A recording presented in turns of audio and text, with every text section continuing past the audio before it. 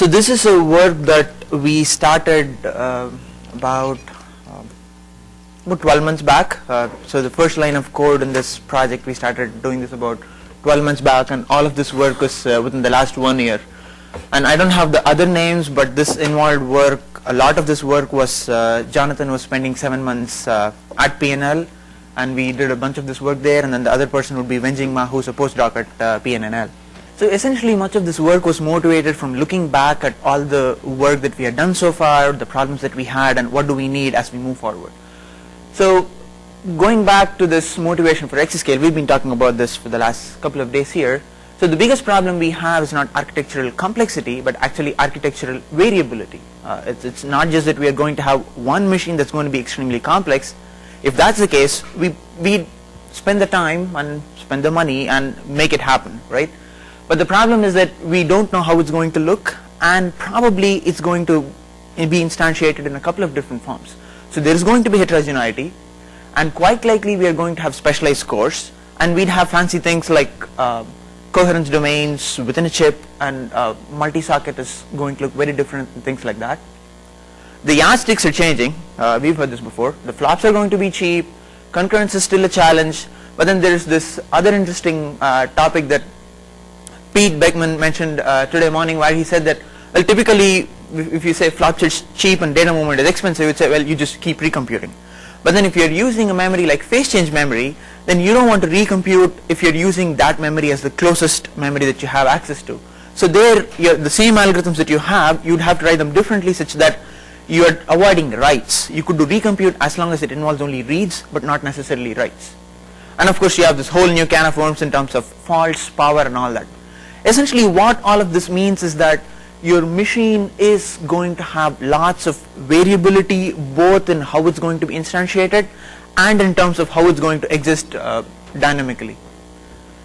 And another problem is that we've been told all of these are problems. We don't know how important they are. Is power more important than faults? Will the machines that will be set up 10 years from now be stable enough that we don't have to worry about faults? So if you remember, about in early 90s, Los Alamos had a series of workshops just looking up the history of fault tolerance work, and found that they're talking about, oh, fault tolerance is going to be a big issue. When we get to terascale, the machines are just not going to be up. And there are in fact papers that were showing statistics saying that when BlueGeneL comes up, it's going to be up only for a few hours. Well, BlueGeneL did show up, and it was up for a week, right? And they took it down for weekly maintenance, and it's been fine. So now the community said, well, you guys are crying wolf. You just keep coming back to us every decade for every 1000x and saying, well, it's going to be a problem, you need to fund us. You're just asking for money. The truth that we sort of washed over is that if you find a problem, you can fix it, assuming you have the money and you spend enough time in advance to work on it. So essentially we pay the cost in terms of the price of a machine. BlueGeneL costs a lot more than a custom machine, and BlueGeneL is far more stable than, for example, the Cray systems when they were initially set up. And it's just that what you want to pay for. So the biggest problem for an application programmer is, sure, all these things are varying. So what should you program to when you have such a varying complex system? And I believe the answer is that you need an adaptive runtime system. So the fundamental reasons for having an adaptive runtime system is that if you consider the software stack, an architecture is pretty much burnt out 7-8 years in advance. So the key components of an architecture are going to be decided so early in advance, and as you go later, there are only a few things you can change. The OS, there are only so many things you can change in the OS as you go along, especially at the lower levels of the OS. There are all sorts of issues that people are trying to figure out, things like OS vendor involvement, and how do you open source it, how do you maintain it, and things like that. And then the application code, you don't want to keep changing it all the time. But the part that's most agile in the software stack is the runtime system. So if you have a programming model and a runtime system that's flexible enough and encapsulates enough information from the application, then it can be changed as you move along to reprioritize for new metrics or change the ratio of importance for them. And you've talked about this over the last few days. I looked up the talks and abstracts of the talks yesterday, and they were all focusing on this idea that if you have an adaptive runtime system, then you can adapt essentially the application to the architectural characteristics with minimal changes to the application itself. And the key here is that you need to have the right abstractions. If the user doesn't specify enough, well, the runtime doesn't know what to do. If the user over specifies and over constrains the implementation, well, there's not much the runtime can do. And this is where going back, the problems with SPMD comes in. So the problem with SPMD is not anything about message passing RMA, but the fundamental problem is that I could do a handshake with you and then we both know what we are doing. Now the runtime doesn't know anything about what you're doing. You could decide beforehand when you write the application, you know what, I'm running the same program as you, and when I come to this barrier point, I have done this and you know I have done this. I don't have to send any more messages to you, any other information to you. The problem is a runtime that's in there, if you're writing programming to such a programming model, doesn't know what you want, and there's only so much it can do to optimize your code. So if the abstraction is right, and if you tell the information that, for example, I'm changing the phase of access to this matrix, then the runtime can decide, well, you're changing from one phase to another, I need a barrier here. That's better than you saying, well, I know that at this point I need a barrier, I'll do a barrier, and then after that I'm doing something else. So specifying more information to the runtime lets the runtime do most of the hard work for you while you can focus on the application. And another key point is that you want to separate out the application code from the tools, and I'm using tools in a really broad context, that actually transform the implementation into an optimized execution on the target platform that you want. If you have all of it in one place, it's really convenient from a funding point of view when you're trying to say, now I have complete control over the software stack, it's monolithic, I can work on it, I know the person that I can call. The problem is that when you're going to have all of these changes over the next decade, you will not be able to maintain it in a single monolithic fashion. So these are the things that motivated our work on Tassel. It's a task scheduling library. It's based on all of this work that's happened in supporting task parallel, or in other words, over decomposed programs over the last 2 to 3 decades, starting from Multilisp, I guess, and Charm++ for 2 decades. So the basic idea is that a task scheduling library manages task collections, right? A task is the basic unit of work, and here we focus on task collections on distributed memory machines. There's lots of work on tasks on shared memory machines, but you could actually count the number of programming models and runtime systems that support tasks or over decomposed applications on distributed memory machines. And we wanted to be compatible with MPA programs, and the reason was we have MPA programs, and how do we transition MPA programs into this newer programming model rather than requiring them to completely rewrite their existing codes. So the basic unit of migratable execution is a task. So a task is at this point an atomic unit of work, atomic in the sense of you start its execution, you finish its execution in one shot. You can migrate it. Task can access data, either it's local or it's data in a global address space. And the typical workflow is that you create a task collection, and there are different types of task collections with various properties that you can create. Seed it with a bunch of tasks, one task, all the tasks that you want, iterators, anything, any other property that you want to infer. And then all processes in a group come together and say, I want to process these tasks until termination is detected for this task collection. Now when you process these tasks, the interesting part is that the application code, that's pretty much it. And give you examples of how we were able to get many applications running with just this idiom. But then there are lots of these details on how you do this, managing concurrency, faults and all that, that we were able to handle for these applications without changing the application at all. So the trade-off is essentially exposed through these different implementation specializations that I'll talk about, just 2 of them here. So the first is this problem of concurrency, and we started with this goal of looking at a task parallel programming model and a couple of different load balancing algorithms and how they can be employed in the context of one application. So there's been lots of work on Charm style load balancing. We had some talks today morning, some yesterday, where it's a profile guided load balancing model where you identify what's happening in the computation, and then it's again commonly used for iterative applications. When the next iteration you can rebalance it. So this can handle variability, faults, just mapping to topology and all of that. We took another model that's used in combinatorial world where you're looking at work stealing, where the idea is that it's a random work stealing, it's not topology aware, and it is trying to react to load imbalance the moment it's identified. And it's a distributed computation where you would have movement, so you need distributed termination detection and all of that. So we wanted to see if we can take scientific applications written in a task parallel model like I mentioned before, and then apply both of these load balancers, and then see, we know persistence-based load balancers scale. There have been lots of papers on that from this group here. We wanted to see if work stealing scales, and then how work stealing in this model compares with persistence-based load balancers, and as a side effect, how you could take one application and then switch between these load balancers on the fly. So what we found was that blind work stealing scales, but not very well. I'll show you the graphs later. I'll spare you the gory details, but we found that if we just do blind work stealing, ignoring everything, it actually does not scale as well as persistence-based load balancing for iterative computations. So what we had to do was we had to borrow the idea of persistence for work stealing, and we developed what we call retentive stealing, where the idea is that if you are doing an iterative computation, then what you do when you do work stealing is, in addition to doing the work, you track what you did the last iteration, and then in the next iteration of the stealing phase, you actually start with the work that you did the last time. And the basic idea in persistence-based load balancing is that I'm doing the same computation over and over, so the behavior that I had last time is going to repeat, and if I had a load balance problem last iteration, then I'm going to fix it now. Here the intuition is that if a process or a worker ever had to steal, and it had a successful steal, if it was able to steal work from someone else, it means that there is a load imbalance in the computation to start with.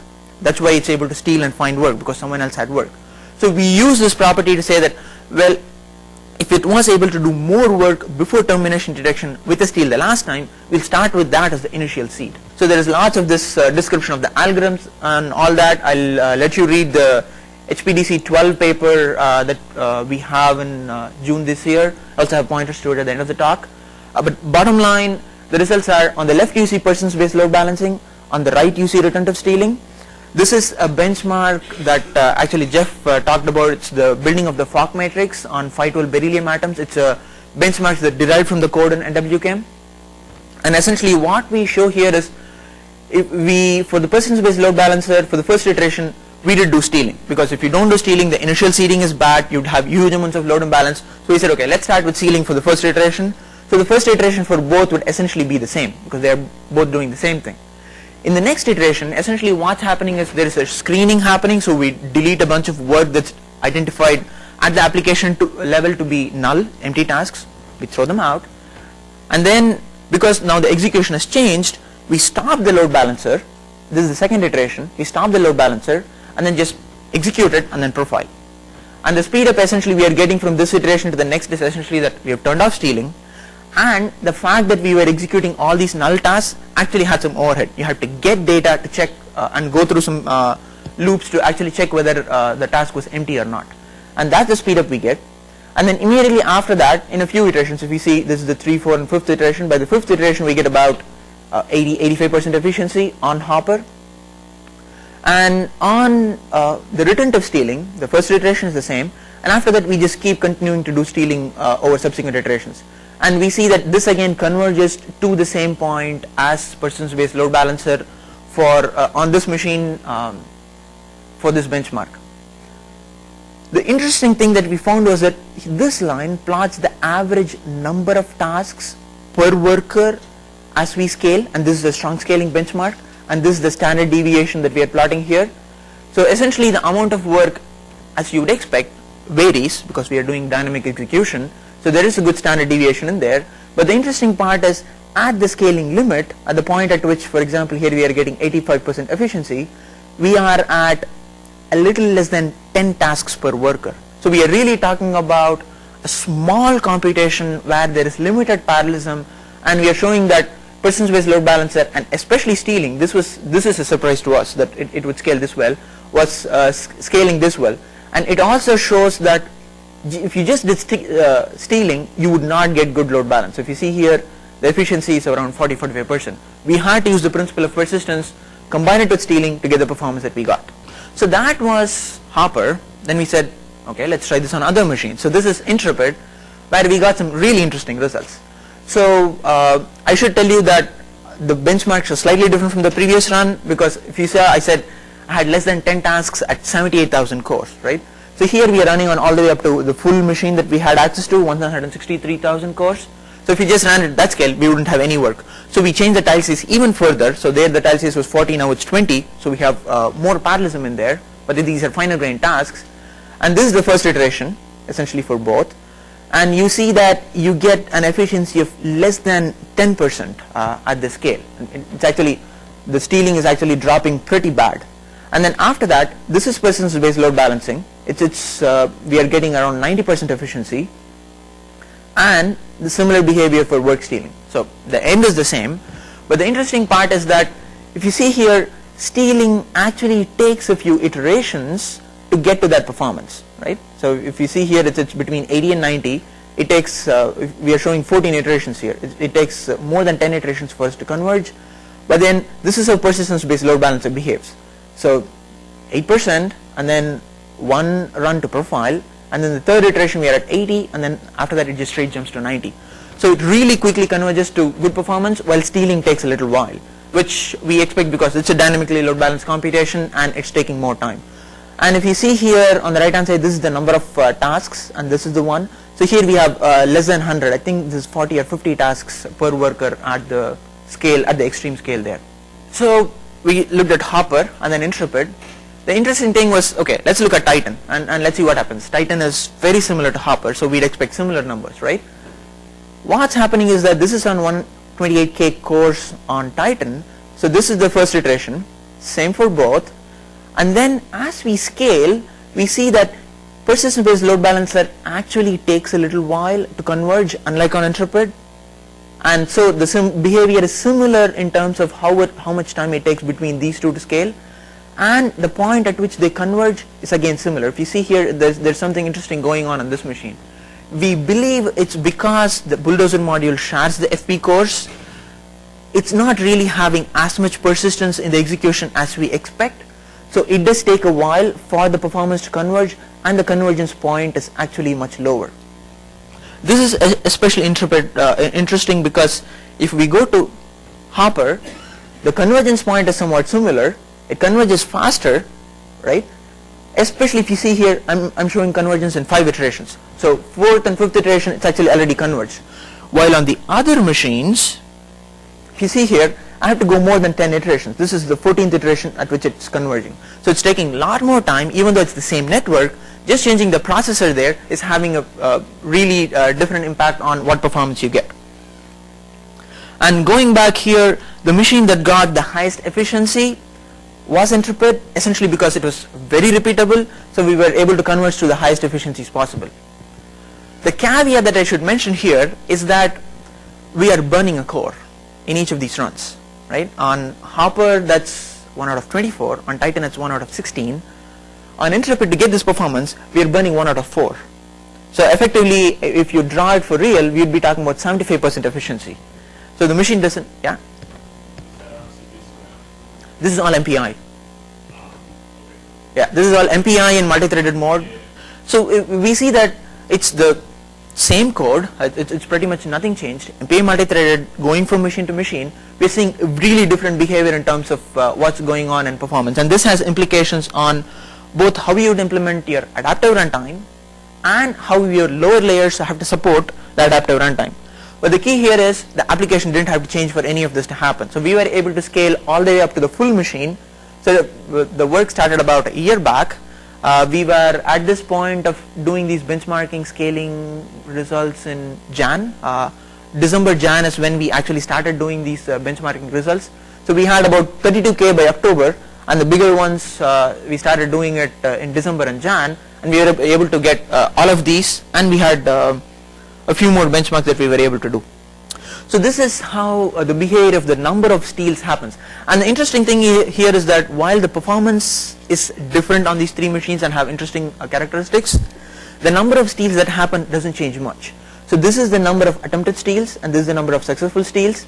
And if you see here, and we have the first iteration and then subsequent iterations, and it shows that exploiting the behavior of persistence actually decreases and stabilizes the number of steals that happen. So this is the number of attempted steals, and we see a marked decrease even in the second iteration. And the successful steals, if you see here, it's almost as if it's 0. So this actually started us along this path that we started exploring, and we are continuing to look at where we see that at some point essentially there's no steals that are happening. So why is it different from persistence based load balancing at this point if there are no steals happening? So if we know there are no steals, then we could effectively turn off the load balancer. And the good thing about turning off the load balancer is that you don't pay the cost of the termination detector, because you're not really doing a distributed computation with steals, so that cost actually goes away. So one of the things that we explored was that you could take your computation, the first iteration you don't know what's going on, do stealing, and then after that you check if you believe it's going to converge fast, depending upon what you know about the machine. If you know about the machine, then you switch to persistence based load balancer. If not, you continue stealing for a few iterations until it converges and the number of steals goes down to be small enough, and after that you basically turn it off. And after that you could treat your computation purely with persistence based load balancing, because you don't need stealing anymore, because you have a repeatable behavior. So it's the same code where you could switch between these load balancers based on the profiles that you see. Like I said, all the details I'll abstract for the paper and maybe questions. I'll jump to talking about another work that we did concurrent with this work. So this is again within the same period for the same benchmark. So we got all these applications written, and then we didn't have to change a line of code in those applications, and we said, okay, what should we do if we want to make them fault tolerant? So here the idea was, typically we look at an SPMD computation and then say, well, there are going to be these messages, the runtime doesn't know about these messages, and then we get into all these tricks about, okay, how do we come up with a consistent cut and so on. Here we said, it's a task collection, it's a determinate task collection, and by which I mean that a task when it's executed twice is going to do the same thing over and over. So this is a property that we exploit. We said we have a task space which is going to be dynamically load balanced, and in particular we said let's look at work stealing, which is pretty complex with all the work moving around, and we specifically focused on a context that's of interest for scientific applications, where we said the data is in a global address space, so a task can modify data in a global address space, and these updates actually go through a collection of atom messages.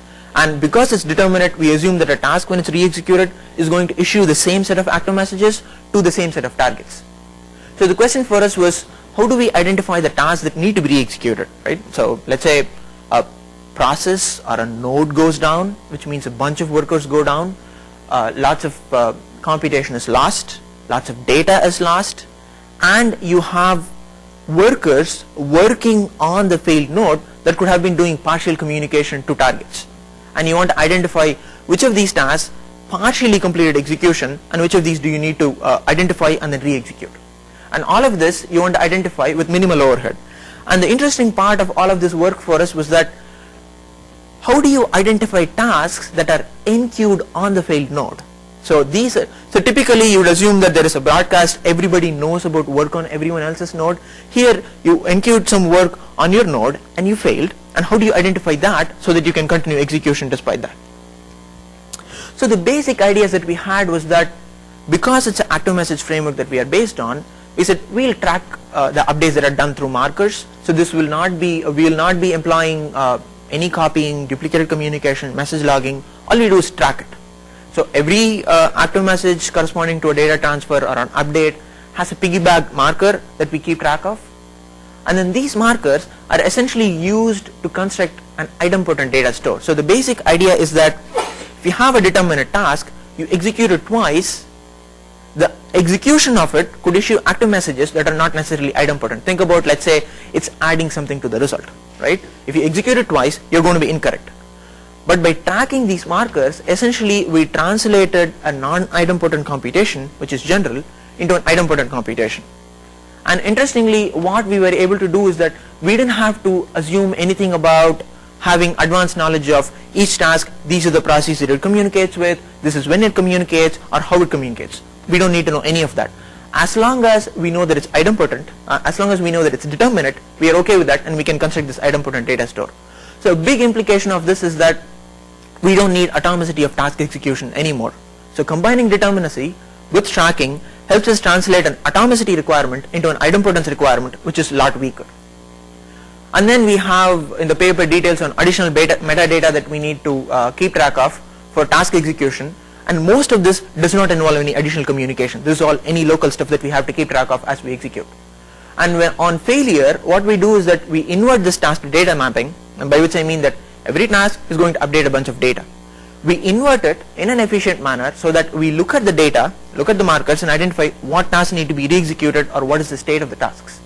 and then we came up with a bunch of algorithms that provided different trade-offs for us. Either you could say when there is a fault, all processes or workers come together, synchronize, resurrect the state that they want in a consistent state. So let's say they had P processes, one of them goes bad, so P minus 1 come together and continue execution. Or we said, well, they just continue execution, ignore all of the faults, detect termination, and then identify, did anyone fail, how do I continue execution? So that's another thing that we looked at.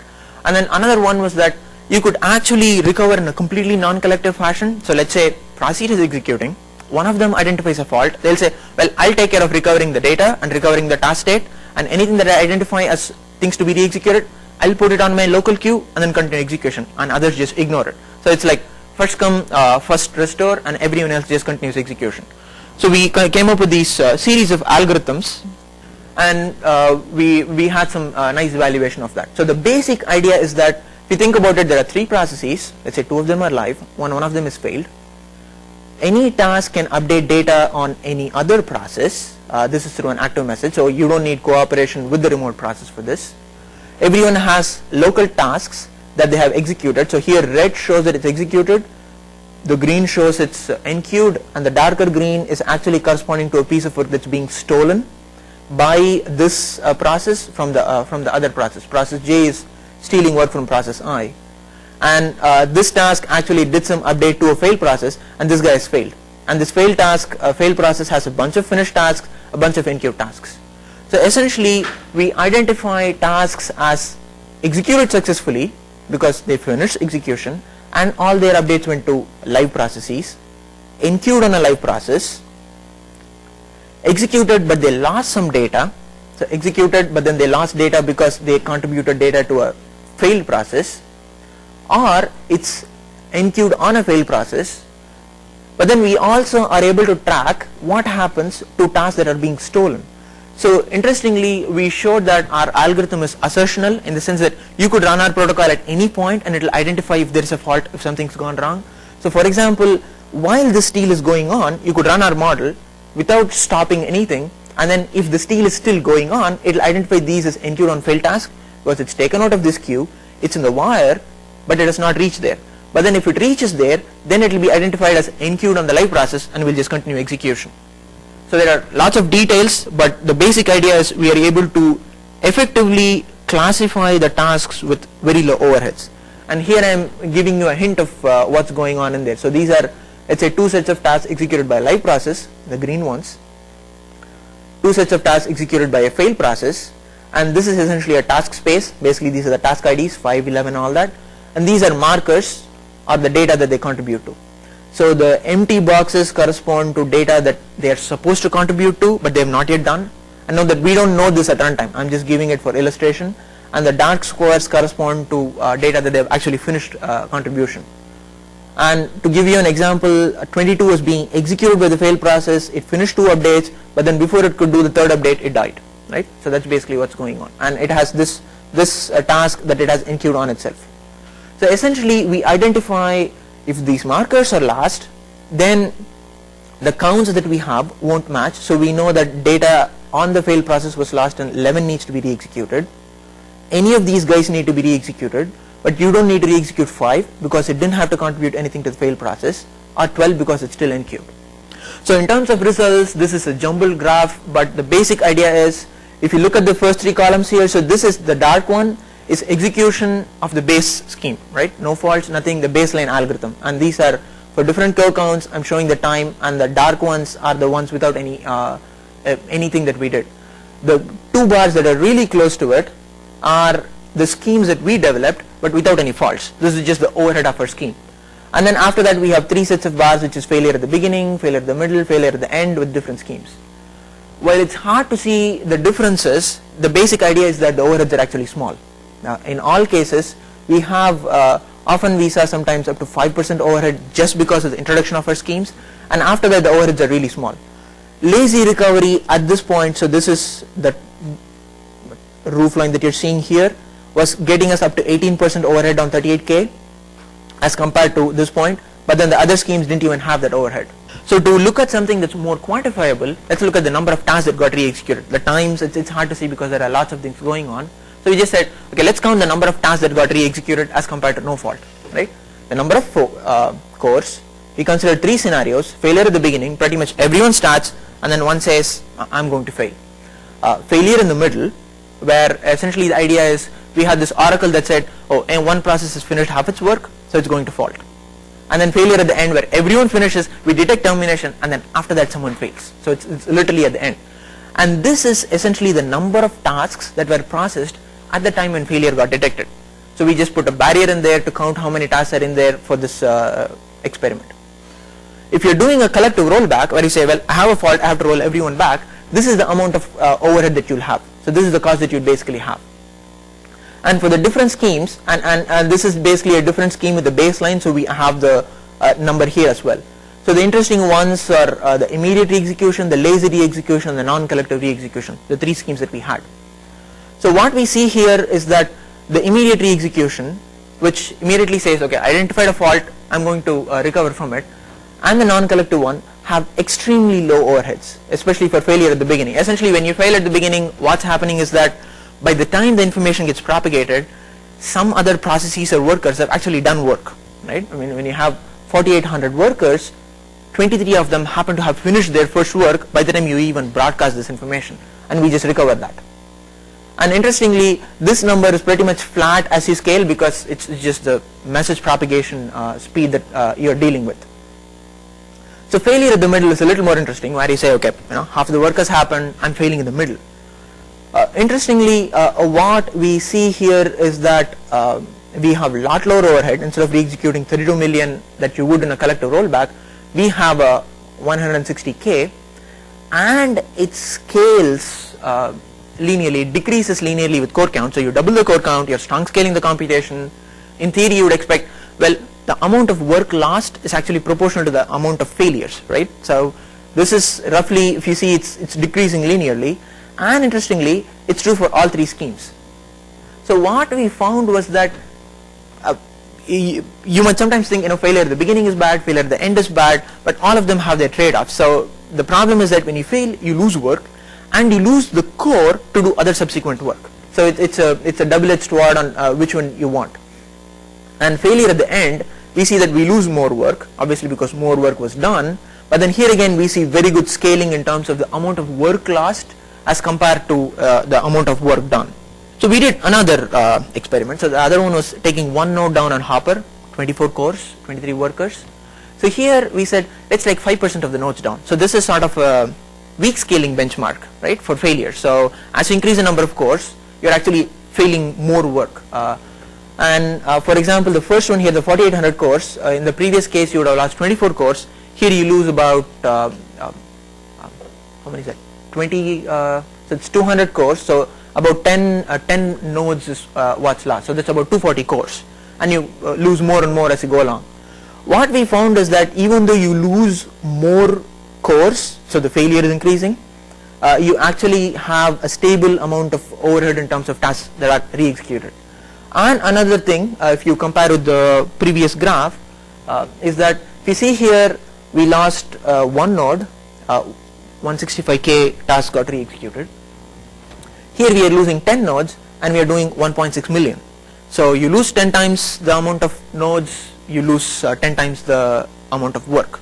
So we are linear in the number of failures. So sort of cost of a recovery or cost of faults is proportional to the number of faults that you have, and the cost that you pay for fault tolerance is proportional to the amount of work done. So in both ways we are more or less linear. So essentially what we learned is that runtime systems can actually adapt productively, and that's a key point here. So we change the fault tolerance, we change the load balancer, all of this, but the user code didn't change a bit. And runtime systems can actually encompass a large number of transformations that could enable quick porting of code. So we started with the Fog Matrix benchmark.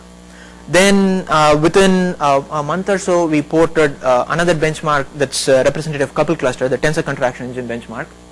And then Jonathan implemented, it's probably a few days, a day, NQueens. And then we worked with a bunch of guys from bioinformatics who said, well, this looks interesting. So we were able to port their work on, they were doing a parallel Smith-Waterman code. And we were able to finish it. It took us more time to benchmark the code than actually to implement it. It took a few days to implement it, a month to benchmark it, and then write it up. But the thing was that we had really subtle interactions with the lower layers. So for example, one thing that we found was that we said, well, let's make termination detection faster. It was taking a few hundred milliseconds. So we said, well, while we are waiting on Steele, let's make termination detection faster and just poll on it, right? Just make progress on the termination detector, which is a tree-based termination detector. We found that we got a flat performance difference of 20 to 40% slowdown on the whole application. Our hypothesis is that testing on MPA communication was taking a lock, and that was literally slowing down everyone else from doing any of their work. And what we found was that on Intrepid, like I said, we burnt a core. It'll be good to have support for multiple threads with different priorities. For example, when you're doing a communication and accumulate, you don't want it to be on the critical path of a Steele that you're trying to do. And another thing is that to mature a new execution paradigm, like we are talking about here, needs lots of research. If you, for example, compare the number of papers that have been written on optimizing barrier for different platforms, compared to say a termination detection or work stealing, you'd be it's probably 1 to 2 orders of magnitude difference. So there is still lots of work and lots of investment needed in porting such models, and rather than just saying that these models don't scale. I mean, if you ask anyone, they'd say, well, work stealing, it wouldn't scale, load balancing, it wouldn't scale. It's just that you need to invest it, and there is lots of research involved, lots of runtime work involved before we could have a definitive answer on either way. And I'll stop with pointers to work that has all the details. The marker is deleted some sort of to detect that taxonomy in the task. So in this case, we were specifically looking at highlight task selections, so we didn't have to worry about cross highlight. So we were focused on the data part of the story.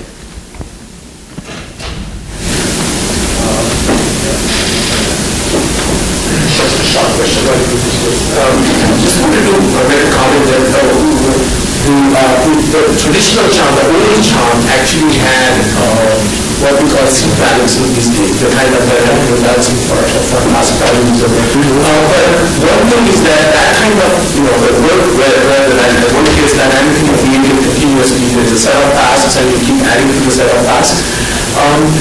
Work stealing, I don't like work stealing as the only word for applying in that situation. Work stealing is a particular strategy for that situation. There are other proactive ways of balancing it over there as well. So I just want to get that comment. So, okay. Thanks. Actually,